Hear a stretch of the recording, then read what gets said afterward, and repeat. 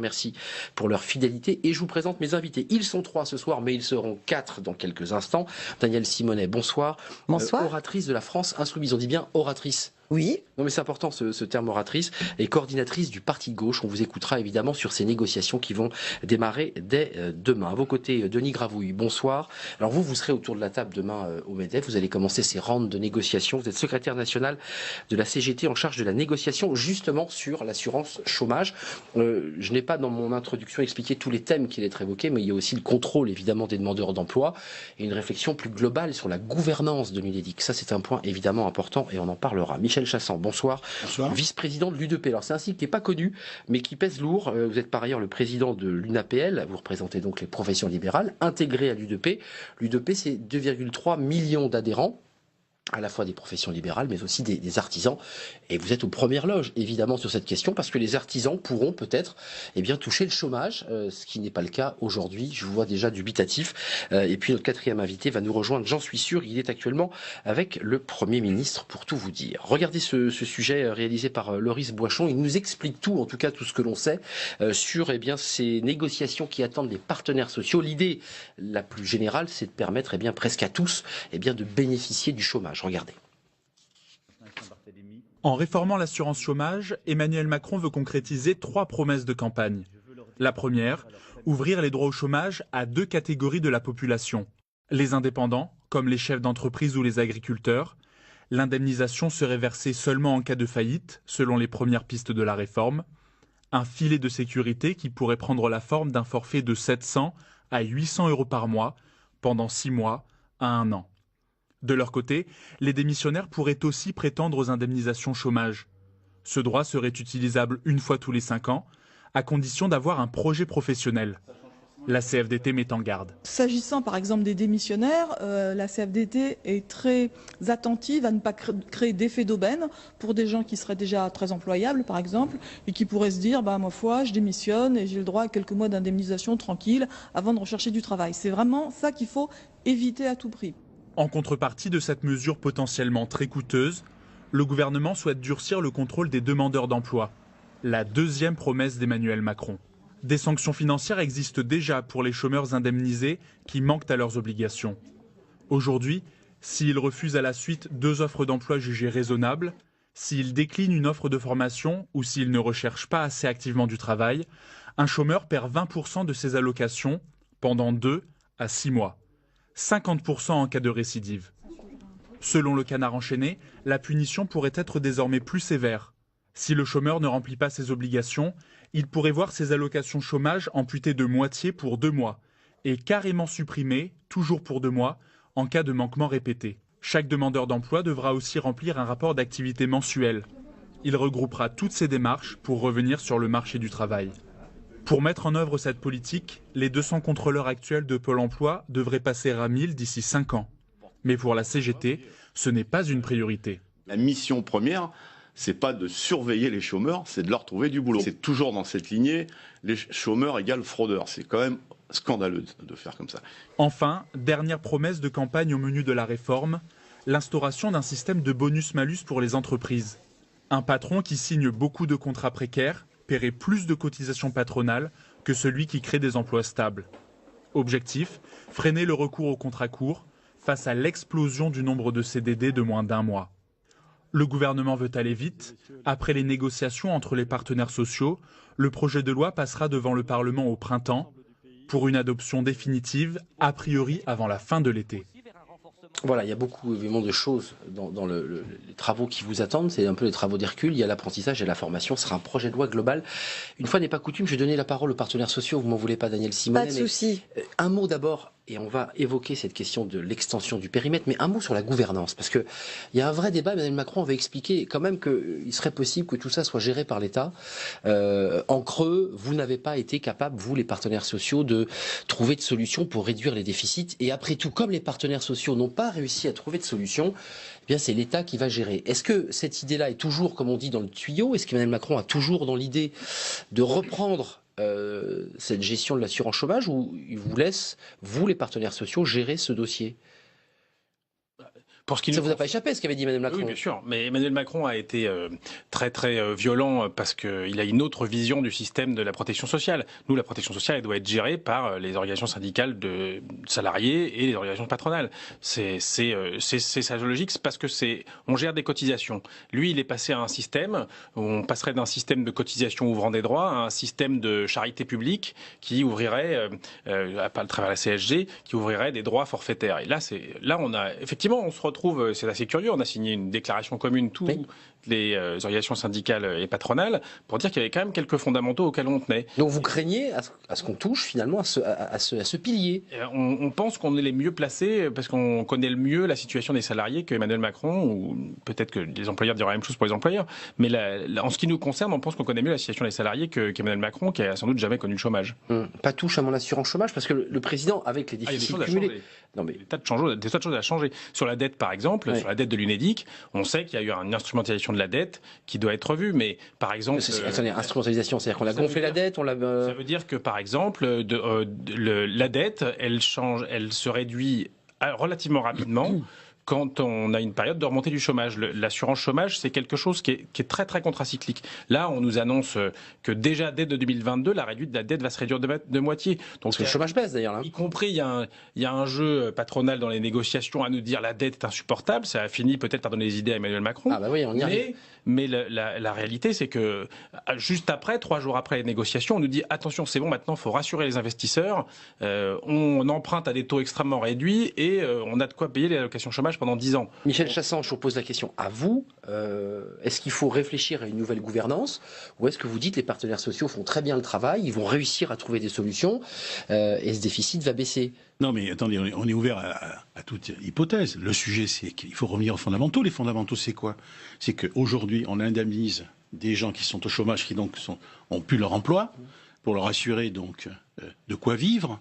Et c'est financé comment? Par des cotisations. Ces cotisations, elles sont financées sur quoi? Elles ne sont pas suffisantes. Elles sont pas suffisantes, puisqu'il y a un Non, attendez, elles sont financées sur les salaires. Et les salaires qui payent ces cotisations, eh bien, c'est évidemment, d'une part, les employeurs, sur les salaires qui versent à leurs salariés, et les salariés, qui ont une part salariale. Bon, il n'est donc pas illégitime du tout que tout ceci soit géré de façon paritaire entre les employeurs et les salariés. Voilà. Alors après, la difficulté, c'est que l'État a une mauvaise habitude. Il le fait dans l'assurance maladie, il le fait dans la sécurité sociale en général, il le fait aussi pour tout ce qui concerne le chômage et autres sujets. C'est-à-dire qu'il s'immisce dans tous les débats.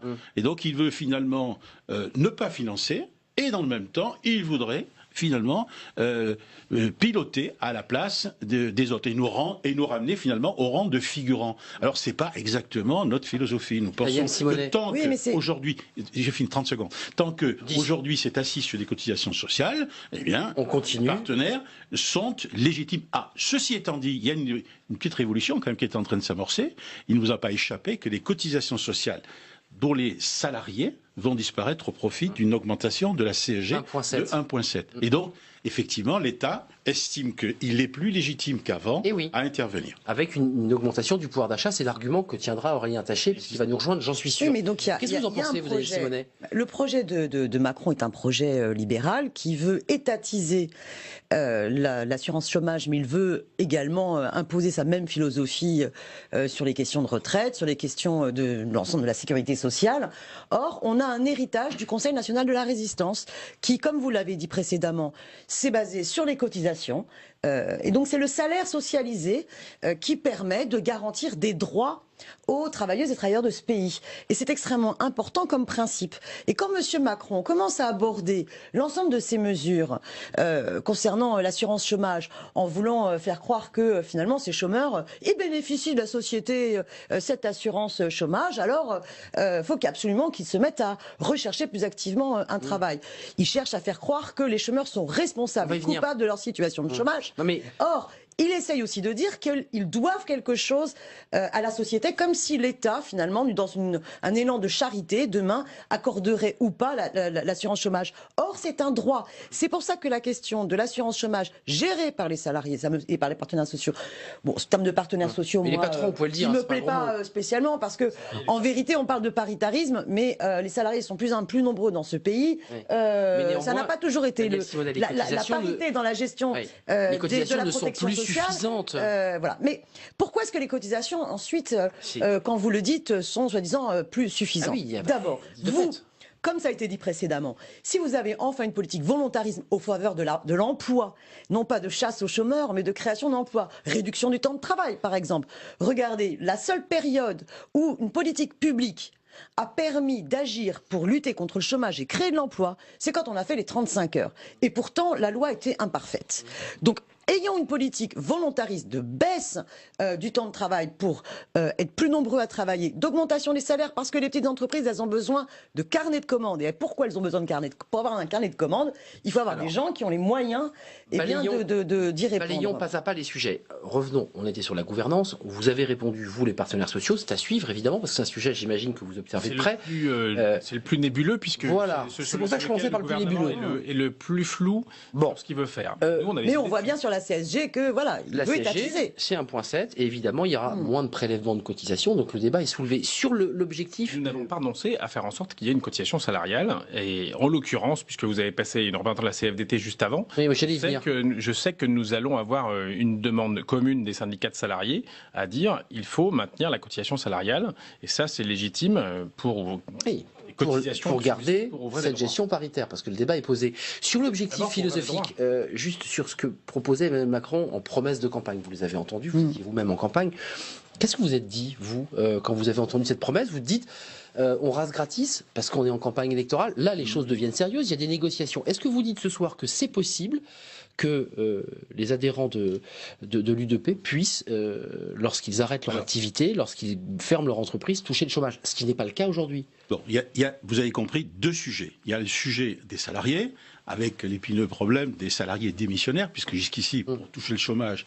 il faut... Il y avait des exceptions pour les démissionnaires, déménagement... de conditions à remplir, et le salarié démissionnaire, d'une façon générale, c'est plus compliqué que ça. Ne touchez pas le chômage. Ne touche pas le chômage, et donc il s'agit de le faire bénéficier de cela, dans certaines conditions.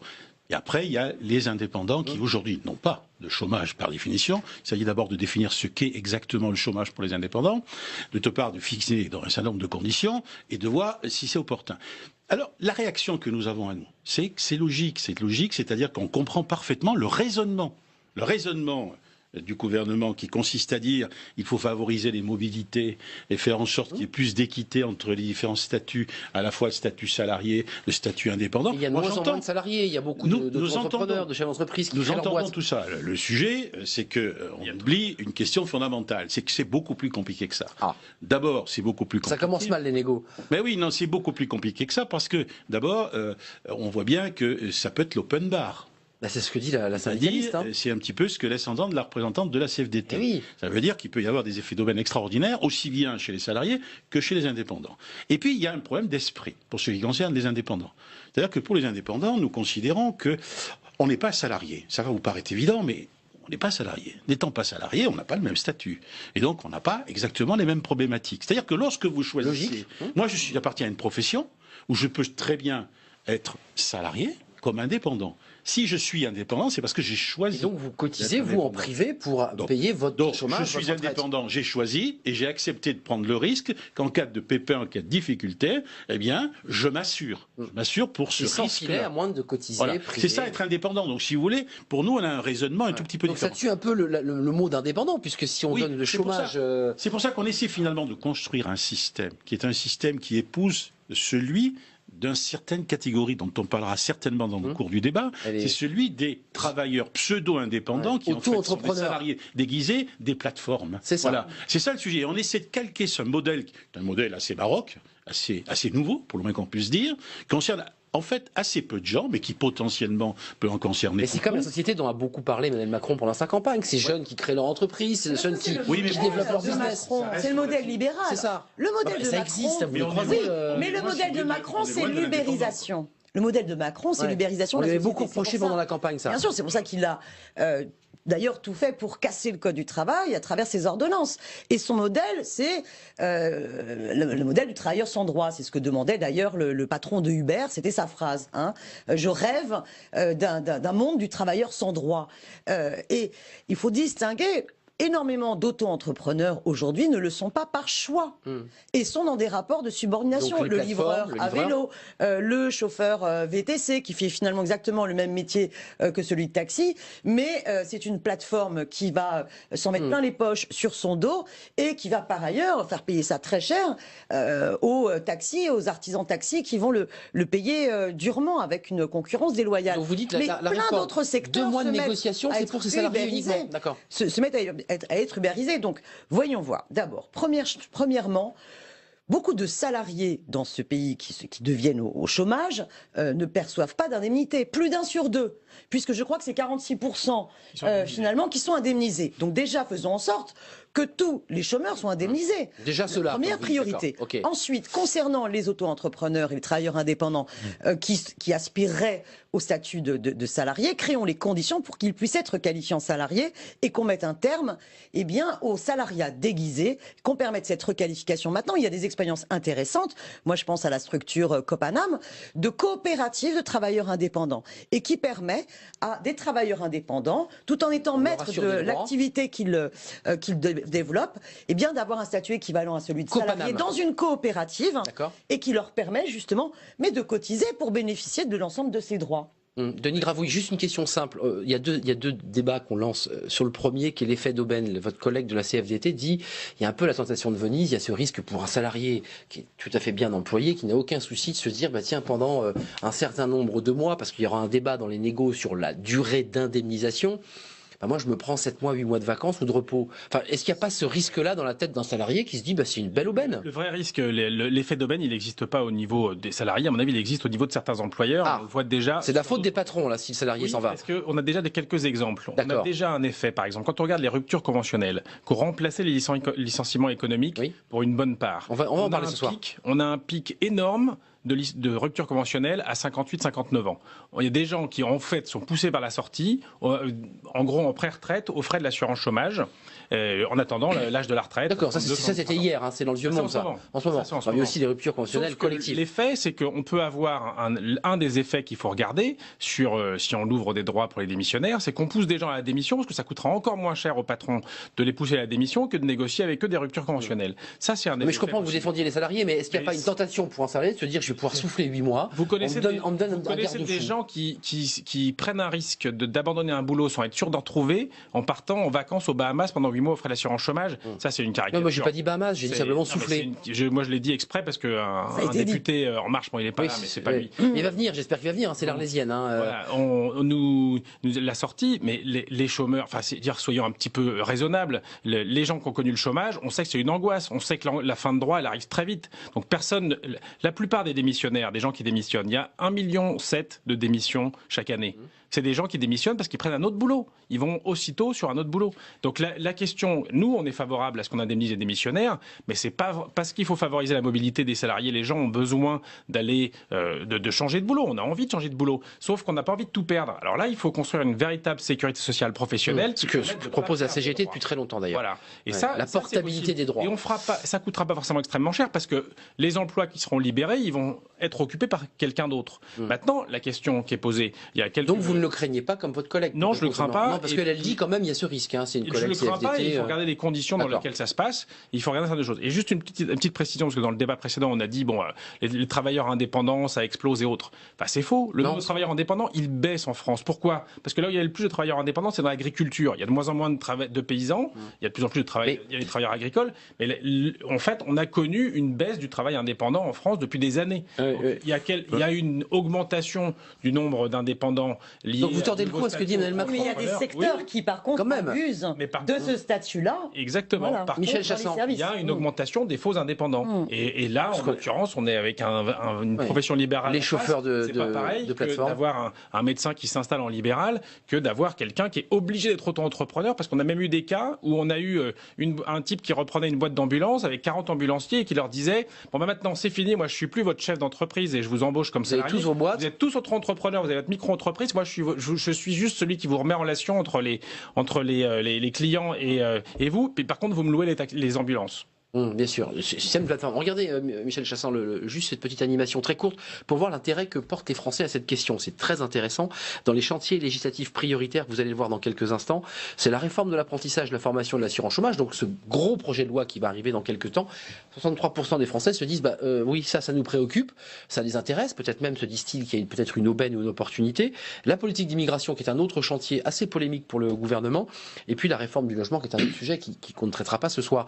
Michel Chassaing, sur cette question de ce qu'expliquait Emmanuel Macron. Il y avait les insiders, les outsiders, on se rappelle de ces mots où il expliquait qu'il y avait des salariés de CDI, puis il y avait les autres qui étaient à l'extérieur, puis il parlait de cette troisième catégorie de ceux qui créent leur entreprise, qui n'étaient pas forcément des jeunes exploités à vélo, qui étaient des gens qui étaient des start-upers, qui créaient leurs entreprises et qui n'avaient pas de garde-fou. Est-ce qu'il faut leur permettre de l'avoir, ce garde-fou, même si on a bien compris que vous teniez beaucoup au mot indépendant et à son statut? Non, mais il y a incontestablement une aspiration d'une certaine partie de la jeunesse à vouloir créer sa propre boîte et à vouloir être indépendant. Alors, irrésiste-t-il ou pas? C'est ça le problème. Il y en a qui sont dupés parce que certains travaillent dans un certain nombre de plateformes qui, effectivement, respectent pas tout à fait ces règles-là. Il y a des plateformes qui respectent parfaitement et qui permettent à chacun de développer son propre business. Il faut quand même pas non plus jeter de l'eau propre sur l'ensemble des plateformes. Et puis, il y a ceux qui veulent monter leur propre boîte et croître. Et pour croître, il faut d'abord commencer par le début et par le petit. Et donc, ce qu'il faut, c'est les inciter, c'est les aider, les accompagner à créer leur propre entreprise. Il y a l'aspect formation dont on n'a pas parlé. Des indemnités. Comment ? Et donc de leur garantir des indemnités, puisque c'est l'esprit du projet. Avant tout, si vous voulez, avant tout, pour favoriser le travail indépendant, il faut favoriser la création d'entreprises. D'accord, là on est parti en amont. Bon, et c'est pas les indemnités de chômage dont vous avez cité le montant tout à l'heure à 500-600 € qui vont permettre de créer une boîte. C'est pas ça le sujet. Le véritable sujet, c'est de favoriser précisément et d'apporter des aides suffisantes pour que le jeune, ou le moins jeune, ou celui qui se reconvertit, soit en mesure de créer sa boîte. C'est ça qui compte. Et alors après, qu'on crée un filet de sécurité, qu'on ne crée pas un filet de sécurité, ça dépend des conditions. Est-ce que c'est un système assurantiel? Est-ce que c'est un système généreux qui permet finalement à chacun d'avoir un minimum en toutes circonstances? Il y a des pays qui l'ont adopté. Bon, ça se discute, mais attention, comment? Et c'est pas généreux du tout. Non, mais j'ai pas dit que c'était généreux. Mais on peut en discuter. Mais attention, tout ça a un coût. Or, aujourd'hui, on est confronté à quoi? Donc, nous, gestionnaires... C'est 8 à 14 milliards d'euros, cette mesure, si elle est appliquée telle qu'elle est. Ça dépend des mesures. C'est une étude des Échos. Ça dépend des critères. Voilà. Si effectivement, si open bar, c'est ouvert à tout le monde, effectivement, ça peut... Non, là, c'est déjà limité dans le temps, une fois tous les 5 ans. Mais quel que soit le coût, de toute façon, ça a un coût. Et réduction des indemnités. Or, aujourd'hui, on est confronté à quoi? On est confronté à un déficit chronique et un déficit cumulé. Ceci étant dit, il est à nuancer, vous avez raison de le dire, parce qu'il est très économiquement dépendant. Si la situation économique, comme c'est un petit peu le cas aujourd'hui, c'est en train de s'arranger, et ça repart, eh bien, on voit bien que ça a un impact majeur sur tous les prélèvements et en particulier sur le chômage. Oui. Et donc c'est ça le sujet. Juste un petit mot, parce que je vous donne la parole, on va entendre Emmanuel Macron pendant ses vœux, parce qu'il avait fait partager sa philosophie comme ça du travail, son rapport au travail, mais sur la liste des courses que vous allez sur la table demain au MEDEF, il y a quand même ce débat sur la durée d'indemnisation, parce que certains Français ce soir qui nous regardent se disent, mais moi ce système m'intéresse, c'est vrai que j'ai un projet, j'ai cotisé entre 5 et 7 ans, donc j'ai cotisé, je vais pouvoir bénéficier de ce droit. On va quoi? On va réduire la durée, le montant de l'indemnisation? Est-ce qu'on sera indemnisé de la même manière que lorsqu'on est licencié et qu'on a droit au chômage? Ça, on verra bien. La question qui est posée là, il y a différents rapports. Sur les indépendants, il y a encore beaucoup de choses à dire, mais sur les démissionnaires et sur les indépendants, il est question d'imaginer des droits qui soient inférieurs à ceux que les salariés ont actuellement. C'est pas le même chômage. Ça, nous, on est totalement contre. Nous, il faut que les droits au chômage soient exactement les mêmes. Sinon, il y a un dumping. D'abord, c'est pas juste pour les personnes concernées, que ce soit démissionnaires ou indépendants. Il faut qu'il y ait des droits à la même hauteur. Et puis, sinon, ça va faire vraiment une opération de dumping.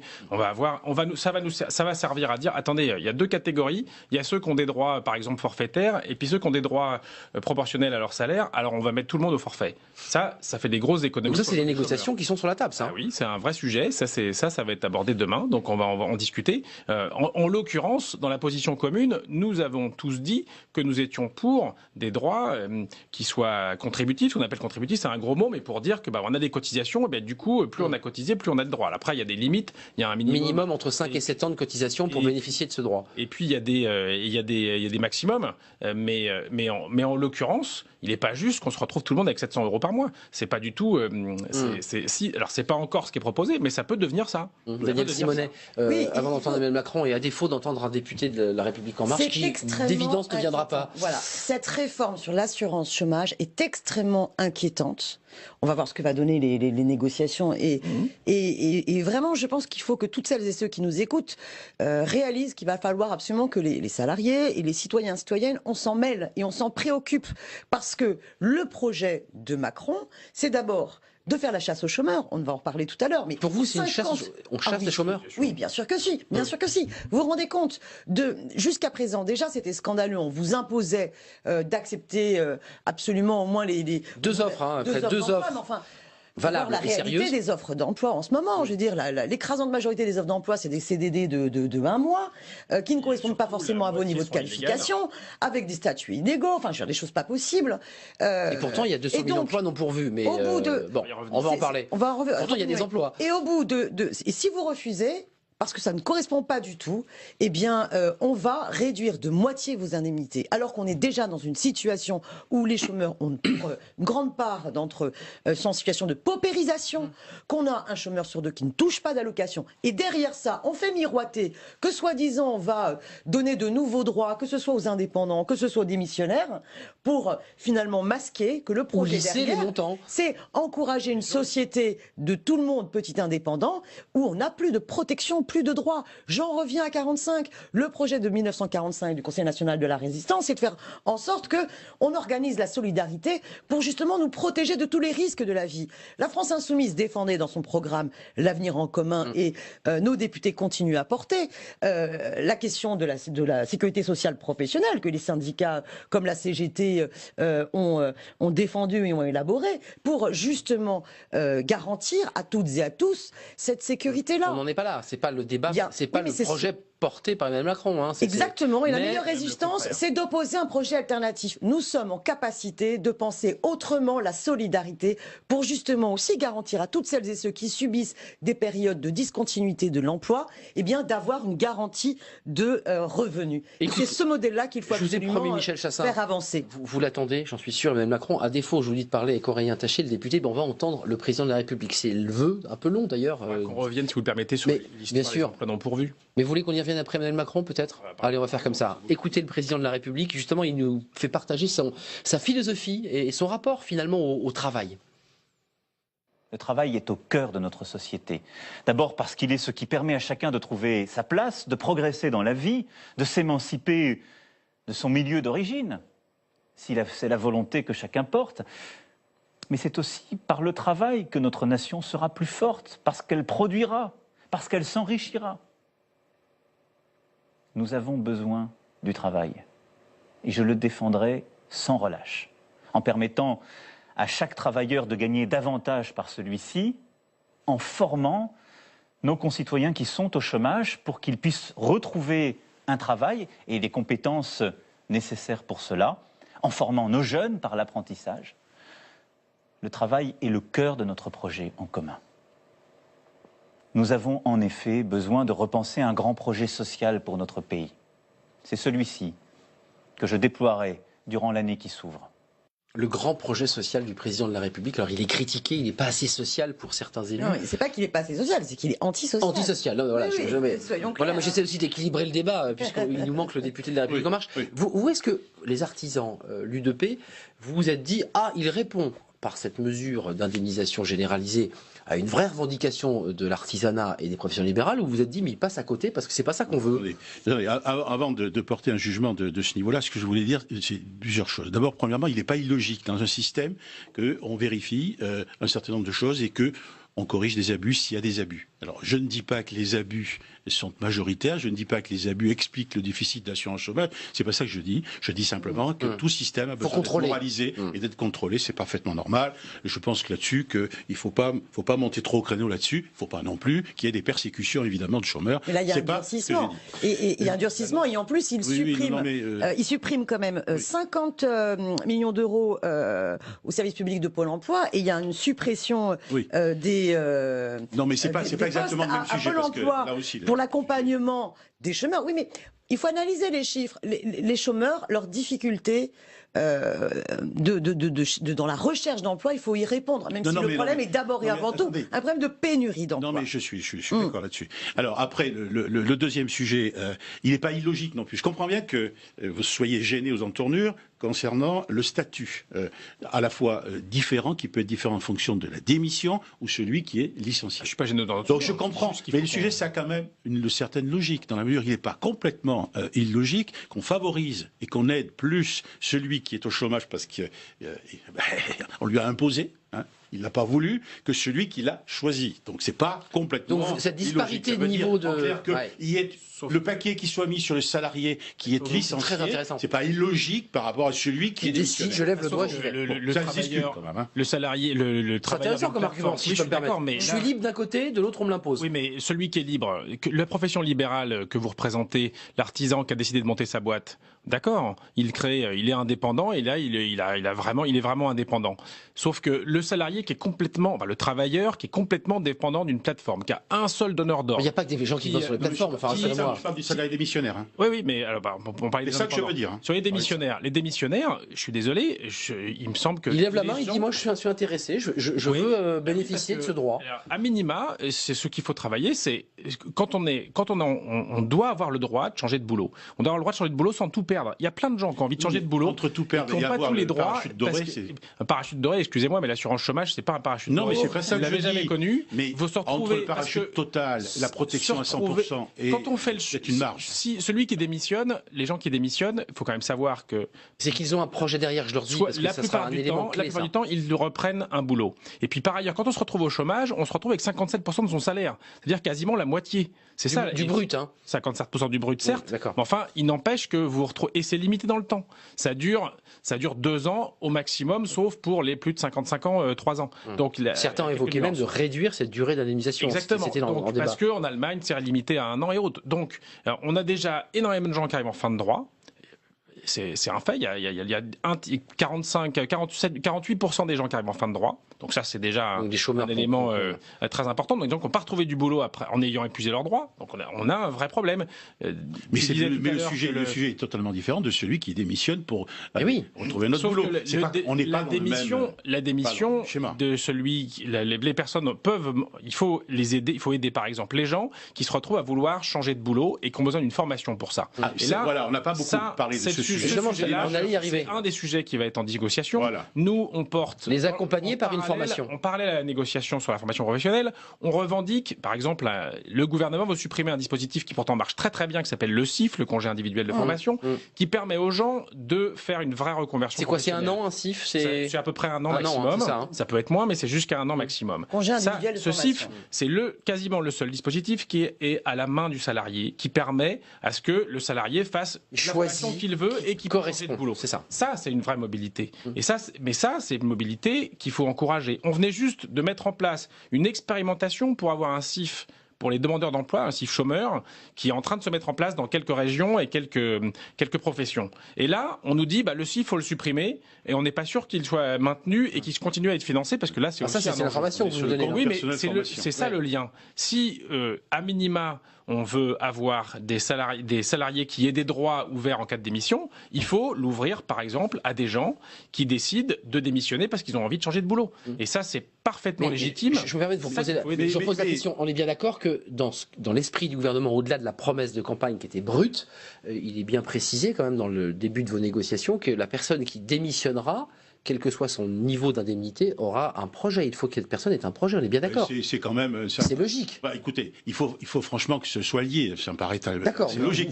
Il faut qu'on mette un système qui ait du sens. Le sens, c'est quoi? C'est changer de métier pour avoir un autre projet en tête et essayer de le mettre en œuvre. Ça ne veut pas dire qu'il réussisse à tous les coups, malheureusement. Donc, il ne faudra pas une démission forcée des gens à 58-59 ans, comme on le connaît déjà sur la rupture conventionnelle, avec un pic où on voit une poussée considérable de gens qui sont mis au chômage, soi-disant de façon volontaire, et en réalité, on les a poussés vers la sortie. Ça, c'est une vraie question. Sur la chasse aux chômeurs, parce que là, il y a un débat, il y a quand même la question du contrôle, Daniel Simonet, c'est-à-dire que vous étiez très, très combattante sur ce mot, on chasse aux chômeurs, mais il y a aussi des Français qui disent mais c'est vrai qu'il faut peut-être quand même contrôler notre système, qu'il faut voir s'il fonctionne. Écoutez, on a des salariés de l'UNEDIC, vous savez, et de Pôle emploi qui sont un peu... Les demandeurs d'emploi sont déjà dans une situation de harcèlement, à faire des démarches régulièrement, sans cesse. Donc, franchement, c'est pas ça la priorité. La priorité, surtout quand on regarde les chiffres, les demandeurs d'emploi ont de grandes difficultés dans l'accompagnement. Allez devant un pôle emploi, écoutez les témoignages des chômeurs qui vont au pôle emploi, et écoutez les témoignages des salariés de Pôle emploi. Il y a eu des suppressions et des suppressions de postes à Pôle emploi. On ne leur permet pas, à Pôle emploi, il y a une souffrance au travail terrible, on ne leur permet pas de faire un véritable travail d'accompagnement vers l'emploi. Vous avez des suicides à Pôle emploi, pourquoi? Parce qu'à un moment donné, d'un point de vue déontologique, ils s'engagent dans ce métier-là pour accompagner des chômeurs, et qu'est-ce qu'on leur fait faire? Finalement, on ferme les antennes de Pôle emploi les unes après les autres, on pousse à la numérisation, et ensuite on pousse au flicage. Et le modèle, c'est l'Allemagne et les réformes Schwarz. En Allemagne, il y a plusieurs années, on a imposé aux demandeurs d'emploi allemands de devoir accepter n'importe quel job, y compris des jobs très peu rémunérés. Tout le monde se félicite parmi les libéraux. Oh, regardez, le chômage a baissé en Allemagne, 5,7%. Et résultat, on a 17... Une paupérisation Il y a 5 fois plus de travailleurs en Allemagne. On n'est pas dans cette situation-là, il ne faut pas non plus... Énormément faut pas faire peur non plus à tout le monde. Mais si, bien sûr que si, parce que c'est la réalité. Il faut regarder la réalité. Monsieur Macron est en train de... Non, mais je ne suis pas là pour défendre Monsieur Macron. Ah, si, vous êtes là pour défendre Monsieur Macron. Ah, ben il y a un vide à côté de vous. Il est en train de prendre toutes les mesures structurelles de casse des droits des salariés. Bientôt, il y aura aussi les débats sur le service public CAP 22. Toutes ces réformes structurelles qui sont exigées par l'Union européenne, par la Commission, et qui sont des réformes structurelles libérales, mais bien sûr, il veut préserver le travail, il le dit. C'est un représentant de l'oligarchie qui fait la politique du MEDEF, il adhère à cette logique libérale, et bien cette logique libérale va à l'encontre du socle républicain social que nous avons bâti après des décennies et des décennies de lutte 1945, sociale. vous avez ce qui compte quand même. 36, 45, je peux vous reposer ma question. 68. Quand vous entendez cette promesse d'indemnisation élargie au plus grand nombre, vous vous dites, nous les artisans, on s'y retrouve pas. Quelles sont ce soir vos revendications? Et est-ce que vous vous retrouvez dans celles que propose Emmanuel Macron? Parce que j'ai eu le sentiment que les artisans ou les indépendants avaient d'autres demandes, notamment sur la formation, sur l'apprentissage, sur des choses que vous réclamiez. Et en même temps, Emmanuel Macron vous dit, vous allez pouvoir avoir des indemnités si vous fermez la boîte. Ce qu'on demande surtout, nous, c'est qu'on soit préventif. En clair, ce qu'il faut, c'est développer la formation, on en a parlé, et puis surtout favoriser l'emploi. Parce que plus on va créer des emplois, et naturellement, moins on aura de chômeurs. Tout le monde est d'accord. Oui, c'est la palissade, on est d'accord. Pour créer des emplois, il y a des solutions. Il y a effectivement des conditions économiques générales qui ne sont pas propres à la France, qui sont parce qu'on vit dans un monde.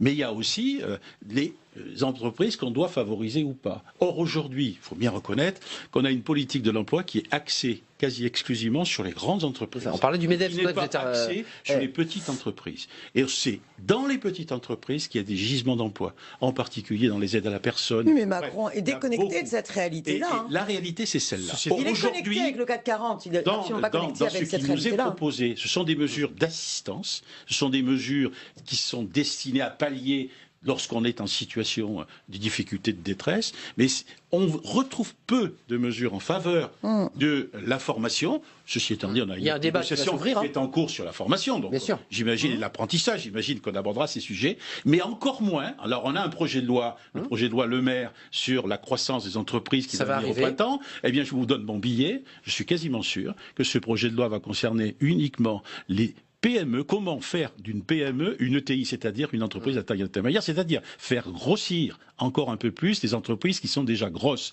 Or, ce qu'il faut aujourd'hui, c'est faire en sorte que les entreprises déjà qui n'ont pas de salariés embauchent, et celles qui en ont peu en embauchent un de plus. Oui. Voilà. Et ça, eh bien, c'est toute une dynamique nouvelle qu'il faut mettre en place, et c'est vraiment pas ce qui est mis en place. Gravouille, il y a le statut des auto-entrepreneurs, parce qu'il avait été pas mal trituré par le gouvernement précédent, puis là il devient micro-entreprise, avec une augmentation du chiffre d'affaires, qui d'ailleurs intéresse d'assez près les artisans, parce que c'est une concurrence peut-être par rapport à l'artisanat. Vous en pensez quoi, vous? Parce que là on n'est pas uniquement sur des garçons à vélo qui vendent des plats préparés le soir, c'est des gens qui créent une entreprise, ils ont créé leur micro-entreprise. Vous pensez qu'ils doivent bénéficier d'indemnités ? Les trois quarts des auto-entrepreneurs arrêtent au bout de 2 ans. Et les 3 quarts n'ont pas d'activité suffisante. Voilà. Donc il faut quand même limiter. On nous parle d'1 million d'auto-entrepreneurs. En réalité, il y a quelques centaines de milliers de personnes qui en font l'activité principale. Donc il faut regarder la réalité des chiffres. Mais quand j'entends Michel Chassaing, je suis d'accord avec lui sur un point, mais il faudrait peut-être que le petit patronat s'affranchisse du grand. Parce qu'à chaque fois dans les négociations... Le petit patronat, c'est par la taille ou par le nombre des petits patrons, les représentants des artisans, les représentants des CPME ne s'affranchissent pas des dictats du MEDEF à chaque négociation. Je prends un exemple. Sur les négociations sur l'assurance chômage, il y avait un moyen de réduire les déficits, c'est d'augmenter les cotisations sur les salaires de plus de 12 000 euros. Il n'y en a pas dans vos entreprises. Même vous n'êtes pas payé ce salaire-là. Vous n'avez pas voulu, il y avait que ça concernait 130 000 personnes, en gros, les cadres des grandes entreprises. Et les artisans sont rangés sous le... Et là, vous n'avez pas voulu, vous avez préféré qu'on baisse les droits des chômeurs plutôt que d'augmenter les cotisations sur les 130 000 plus hauts salaires de France. Vous qui êtes au cœur du réacteur des négociations, vous savez aussi que les règles de représentativité font qu'il y a quand même une certaine marginalisation, malheureusement, des représentants des petits employeurs. Je suis d'accord avec vous, sauf qu'il faut que je vous invite à changer d'alliance. Et là, en l'occurrence, il y a des intérêts, peut-être pas, mais en tout cas, rejoindre les intérêts de défendre. Moi, je suis d'accord avec vous qu'il y a plein d'emplois à créer dans les petites entreprises, mais il faut aussi vous affranchir de vos donneurs d'ordre. Il y a quelque chose qui est très intéressant. Mais il faut nous aider aussi. Je suis d'accord. J'avais un chiffre à vous montrer, mais allez-y. Mais je suis sur un point là, sur le contrôle des chômeurs. Je vais quand même dire un petit élément. Il y a 200 000 emplois non pourvus. Alors les 200 000 emplois non pourvus. Ce chiffre revient en boucle. Ça, par exemple, c'est une tarte à la crème qu'on nous sort régulièrement. Il faut le ramener aussi au nombre de chômeurs. Par rapport à 3,5 millions de chômeurs en catégorie A et en Grèce 6 millions de personnes en réalité. Bon, et puis les emplois non pourvus, c'est des emplois qui sont non pourvus le temps que les employeurs trouvent la personne, pour une part, parce qu'on ne met pas un coiffeur pour faire un boulot d'ingénieur ou inversement. Ça, c'est un peu une tarte à la crème aussi, mais c'est comme ça que il est difficile de recruter la bonne personne pour le bon emploi. C'est la première des choses. Le nombre d'emplois non pourvus, il augmente plus le taux de chômage est bas. Parce que c'est plus difficile de recruter quand il y a moins de personnes sur le marché du travail. Ça, donc il va augmenter ce chiffre parce que le chômage baisse là. Là encore, les petites entreprises, elles ont du mal à recruter parce qu'elles n'ont pas de service de ressources humaines. Et là, il y a un vrai travail à faire pour qu'il y ait un vrai service public à l'emploi.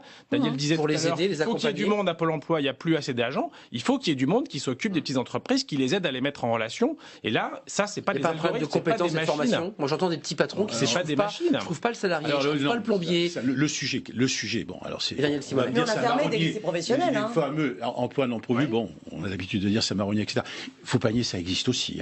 Ça existe aussi, et en particulier sur nous qui avons des difficultés à trouver les compétences. Mais c'est-à-dire, je le redis, et on en revient au problème de formation. On a du mal, dans les métiers de bouche, on a d'une part un stock, si j'ose dire, c'est un vilain mot, stock, c'est un mot d'économiste, de chômeurs qui est très important, et de notre côté, on a un certain nombre d'employeurs, d'entreprises qui ont du mal à recruter parce qu'ils ne trouvent pas les bonnes compétences. Parmi ceux, donc il y a un vrai sujet. Il n'y a personne qui refuse de prendre du boulot. Ça, c'est faux. Il n'y a personne qui refuse de prendre du boulot. Par contre, il y a des gens qu'on ne peut pas prendre parce qu'ils ont... Parce qu'il n'est pas adapté à leur formation. Regardez ce chiffre. Mais il y a quand même des gens sur lesquels on voit... Il y a un problème de formation et d'orientation dans ce pays qui est très important. J'espère que la négociation, la concertation sur l'apprentissage nous permettra d'avancer sur ces sujets. Simonet, ce chiffre, avant de parler de PIMKI, de PSA, parce que je voulais qu'on termine l'émission aussi sur un autre débat qui touche aux questions de licenciement, qui sont indirectement et voire même très directement liées à ces questions. 86% des chômeurs, c'est une source Pôle emploi, parce qu'il y avait ce rapport Pôle emploi, respectent les conditions de recherche d'emploi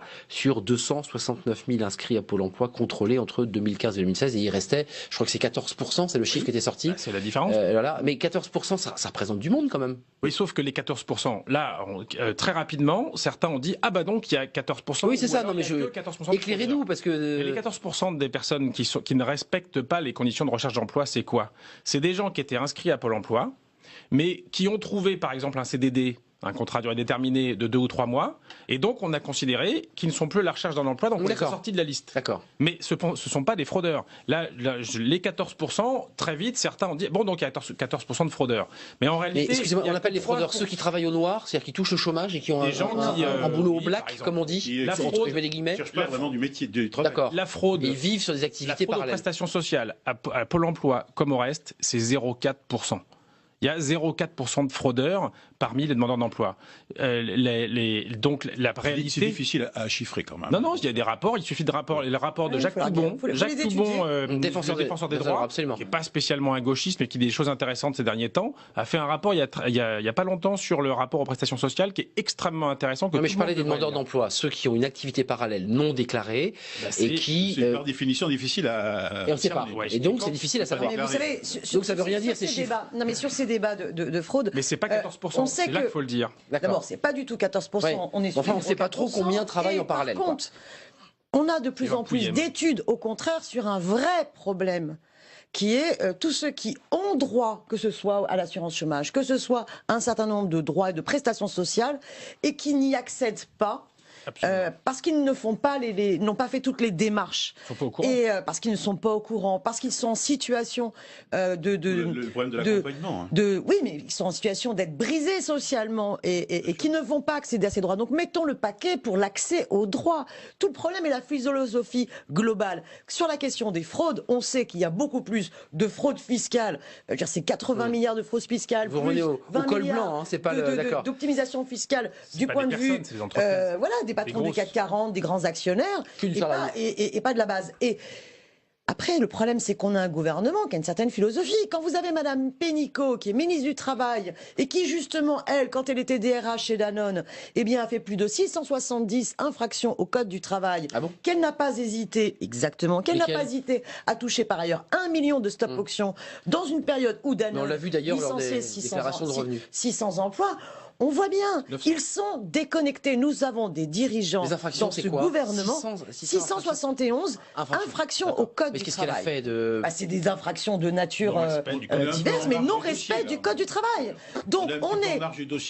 Mais oui, mais c'est important de comprendre que ceux qui vont faire cette politique de chasse aux chômeurs, nous imposent non seulement une certaine politique libérales, mais sont dans une logique de défense des intérêts d'une caste dominante qui ne correspond absolument pas aux 90% de la société active, de la population active, qu'elle soit salariée ou qu'elle soit petit chef d'entreprise, artisan, commerçant. Je voulais qu'on termine sur les ruptures conventionnelles collectives, parce que c'est le prolongement des ordonnances travail. Ils ont été, les décrets d'application sont sortis en décembre, et donc les chefs d'entreprise, des grands patrons, justement, on les ont utilisés. Regardez ce sujet de Stéphanie Despierres.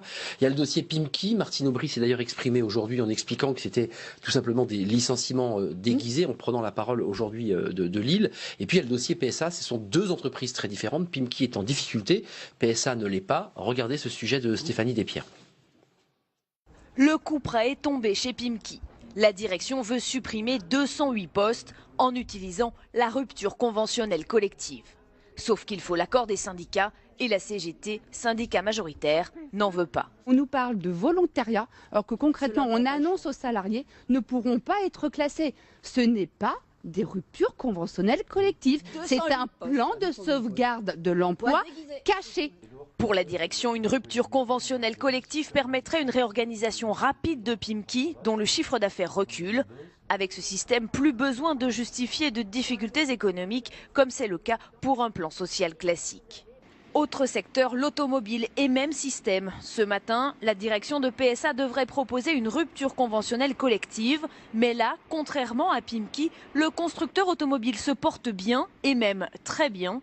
Pour la CGT, cette nouvelle procédure est un plan social permanent et une machine à fabriquer de la précarité. Dans ces usines, ça tourne encore une fois en sur-régime. 90% des lignes de production sont tenues par des intérimaires, par des jeunes qui ne demandent qu'à avoir un contrat en CDI. Donc si un groupe comme PSA, qui est multimilliardaire, qui s'apprête à annoncer un nouveau record de bénéfices au 1er mars, si lui, il n'embauche pas et qu'il continue à supprimer des emplois, c'est pas comme ça qu'on va résoudre le chômage de masse en France. Force ouvrière, le syndicat majoritaire chez le géant de l'automobile, est plus pragmatique. Il faut savoir que chez PSA, on a déjà ce qu'on appelle le DAEC, qui permet ce genre de rupture. L'employeur verse une certaine indemnité et le salarié, lui, part soit pour créer son entreprise, soit pour aller chez un autre employeur, soit pour aller en congé senior, etc. etc. Donc ça n'a pas changé réellement grand-chose chez PSA. Chez PSA ou chez Pimki, les syndicats accepteront-ils la rupture conventionnelle proposée par la direction? Réponse dans quelques jours. Vous êtes favorable? Alors, ça ne concerne pas les artisans, les professions libérales, parce que vous êtes médecin, des petites structures, mais est-ce que vous dites cette souplesse-là, finalement, elle est utile? Anticiper la crise avant d'arriver au dépôt de bilan et puis réembaucher derrière, parce que c'est exactement ce qu'explique Emmanuel Macron. Moi, je crois qu'on crie trop vite. Ça veut dire que les ordonnances ont le mérite quand même de mettre en place un certain nombre de souplesses, parce qu'on a un système qui est très rigide, beaucoup trop rigide, et cette rigidité explique en partie, je ne dis pas en totalité, mais en partie, les difficultés d'emploi. Parce que n'oublions pas, le chômage résulte surtout du fait qu'on ne recrute pas suffisamment. Ça veut dire qu'il y a des stratégies d'évitement qui font qu'on a un code du travail qui est trop compliqué, on a des procédures qui sont trop compliquées, qui ne sont pas comprises. Et donc qui dissuadent les chefs d'entreprise. Notamment par les petits, petits employeurs. Et donc, au lieu d'embaucher, ils ont des stratégies d'évitement. Discours officiel de qui? Ils refusent des marchés. Que nous sort tout le patronat. Je suis désolé, Michel, de l'entendre, de vous le dire comme ça, mais à chaque fois que, par contre, il y a les enquêtes qui sont faites sur les chefs d'entreprise pour savoir pourquoi ils n'embauchent pas, les vraies enquêtes qui sont menées par le ministère du Travail, des enquêtes de fond. C'est la complexité. La première des réponses, c'est laquelle? Le carnet de commande. Non, la première des réponses, c'est le carnet de commande. Pas pour les petits employeurs. Regardez les propres sondages parmi vos propres rangs ou parmi. C'est l'inquiétude de se séparer d'un collaborateur. On a pu l'entendre aussi. Pas dans les TPE. Ça, c'est dans le discours idéologique, pas dans la réalité. Vous avez un raisonnement qui, je m'excuse de vous le dire, qui est surtout axé. Mais de toute façon, tout le fonctionnement du dialogue social est exclusivement, quasi exclusivement, centré sur le problème et la problématique des grosses entreprises. Ça n'est pas vrai dans les TPE. C'est pas le sujet. Le sujet des TPE, c'est que c'est une montagne d'embaucher quelqu'un. Aujourd'hui, entre ne pas avoir de salariés et embaucher quelqu'un, croyez-moi, quand vous êtes chef d'entreprise, ça change votre vie. Déjà, on va vous dire, monsieur, que perdre son emploi, si toutes les petites entreprises qui sont largement majoritaires, il ne faut pas oublier que les 3/4 des entreprises françaises, sont des TPE. Et si chacune d'entre elles embauchait ne serait-ce qu'un demi-poste, mais croyez-moi, on aurait résolu pas mal de chômage. Idéologie, Daniel Simonet, allez-y. N'oublions pas une chose. Parce que le chef d'entreprise, la TPE, il galère quand même.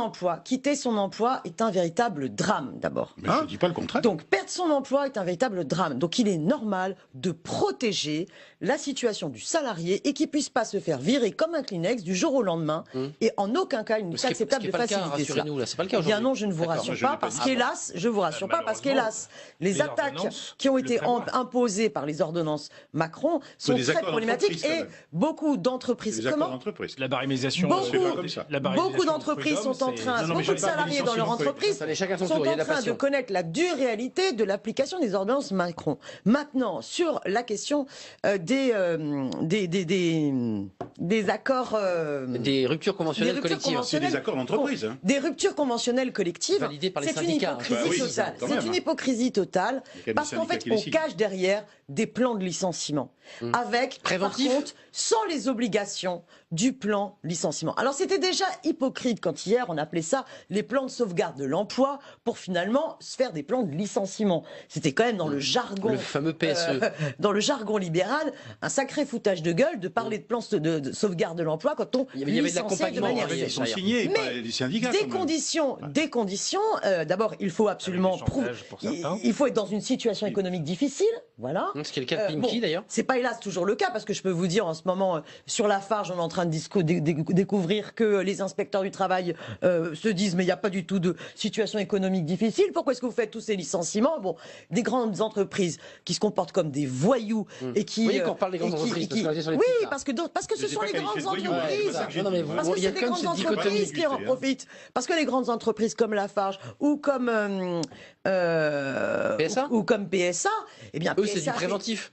Mais c'est pas du préventif. Les dividendes des actionnaires n'arrêtent pas d'exploser. Mais le syndicaliste de FO, quand même, assez calmement, explique que tout ça va rien bousculer du tout. Combien il se fait, monsieur Tavares? J'ai oublié, hélas, mais ça se calcule en années de SMIG, ce qu'il gagne.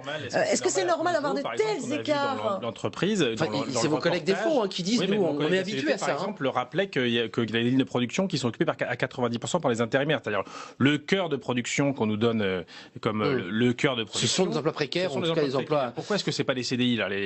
Peugeot va bien, peut embaucher des CDI. Donc on va pas nous dire que Peugeot a des difficultés pour embaucher. Mais on avait évoqué pendant les débats...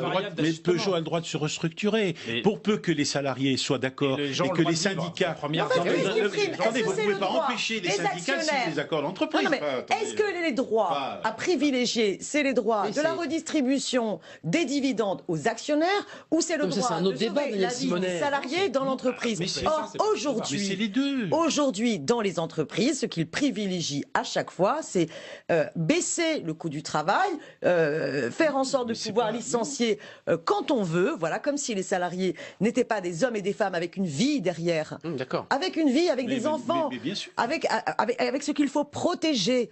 Et au lieu de ça, on privilégie les intérêts à court terme, de la rentabilité pour les actionnaires. Mais voilà, à chaque fois, excusez-moi, c'est le logique qu'il y a derrière. Le débat sur les CDI de chantier, pour clore ce débat, parce qu'on a parlé du chômage, les négos commencent demain, je leur dis ça va durer 6 semaines, mais il y a eu ce débat pour le clore sur les CDI de chantier, l'idée que on adaptait finalement en fonction de la production, ça peut être le cas pour l'automobile. Est-ce que vous êtes fermement opposé ou est-ce que vous dites cette souplesse est utile à notre économie? Tout à fait utile. Le CDI de chantier, on est totalement contre, je vais vous dire pourquoi, parce que c'est pire que le CDI et pire que le CDD. Un CDD, ça sert, c'est comme le débat sur le CPE qu'il y a eu en 2006, ça sert à précariser à la fois les CDI, on va créer un motif de licenciement qui est la fin du chantier, mais on est dans l'activité permanente. Une entreprise, elle travaille et les CDD sont même parfois plus protecteurs que les CDI de chantier puisqu'il s'agit de pouvoir licencier la personne à tout moment, ce qu'on ne peut pas faire avec les CDD. Et c'est ce dont a rêvé Villepin, ce dont a rêvé tous les gouvernements libéraux depuis quelques années. Et ça, évidemment... Et donc, se satisfassent les syndicalistes FO interrogés. Vous parliez de Mercier tout à l'heure, mais vous les avez entendus comme moi. Enfin, ils disent, après tout, on est habitué à ce modèle. Voilà, on nous propose des reclassements, on crée une entreprise, on s'en va. Il y a une forme de souplesse, même dans l'esprit de vos collègues syndicalistes. En Allemagne, puisque on prend le modèle allemand, on nous prend ou le modèle allemand. Alors là, on prend tout ce qu'il y a de pire dans le modèle allemand sur les sanctions contre les chômeurs. Il y a quand même un chômeur sur 3 qui est sanctionné en Allemagne. Il faut quand même l'avoir en tête pour dire que sur les sanctions, c'est très important. Mais par exemple, en Allemagne, ils savent maintenir l'emploi quand il y a des difficultés économiques plutôt de licencier. Et ça, nous, on ne sait pas le faire. On appelle chômage technique. Ben ouais. Pourquoi est-ce qu'on ne travaille pas là-dessus? Vous en pensez quoi? De maintenir l'emploi plutôt que de virer les gens. Une entreprise, c'est un tout. Une entreprise, c'est évidemment des dirigeants, c'est des salariés, c'est des actionnaires, enfin bref, c'est tout un ensemble. Et tout ça doit converger pour un intérêt collectif et commun. D'accord? Et donc, c'est pas les uns contre les autres. Vous dites ça aux gens qui sont licenciés, que vous êtes un tout. Mais non, mais c'est pas ça que je dis. Je parle du CDI chantier, donc c'est pas illogique. Dès lors que vous avez une situation qui est instable, eh bien les entreprises ne vont pas être dynamiques, ne vont pas investir, ne vont pas prendre des risques. Alors, c'est un tout. Si on veut développer, si on veut prendre des marchés à d'autres, eh bien, il faut accepter que tous ceux de l'entreprise y contribuent.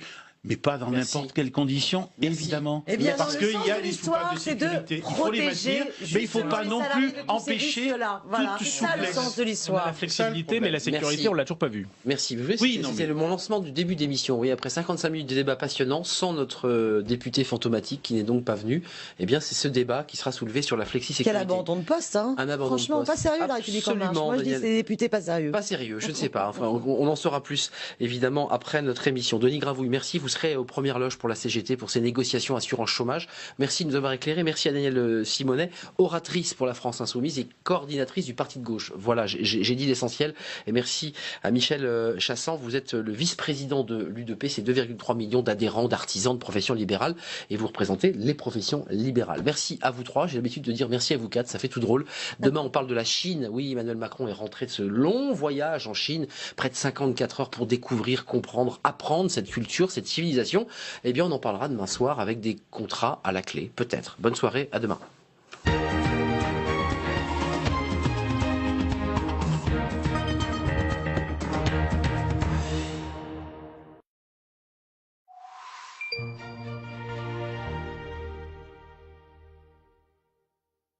Droit de suite, c'est dans un instant. Inédit. midi sur LCP. Les artistes, c'est un peu comme des éclaireurs. Ce sont toujours des gens qui ont un pas en avant. Et la culture, c'est aussi important pour ça. Les Visiteurs du Soir, c'est une rencontre entre une personnalité du monde politique, Bruno Studer, et une personnalité du monde de la culture, Ariane Ascaride. Moi, mon instrument, c'est mon corps, c'est ma voix. Vous êtes vraiment faite pour cette émission. Non, mais vous aviez dit qu'on avait le droit de ne pas être d'accord, mais là, je suis entièrement d'accord. Les Visiteurs du Soir, présentés par Nathalie Kuman, vendredi à 19h30. Ils sont enfants ou petits-enfants de nazis, un héritage effroyable qui a conduit certains d'entre eux à s'installer en Israël et parfois même à se convertir au judaïsme par culpabilité, par responsabilité ou pour tenter de réparer les crimes de leurs aînés descendants de nazis. L'héritage infernal, c'est dans Grand Écran. Grand Écran, présenté par Valérie Brochard,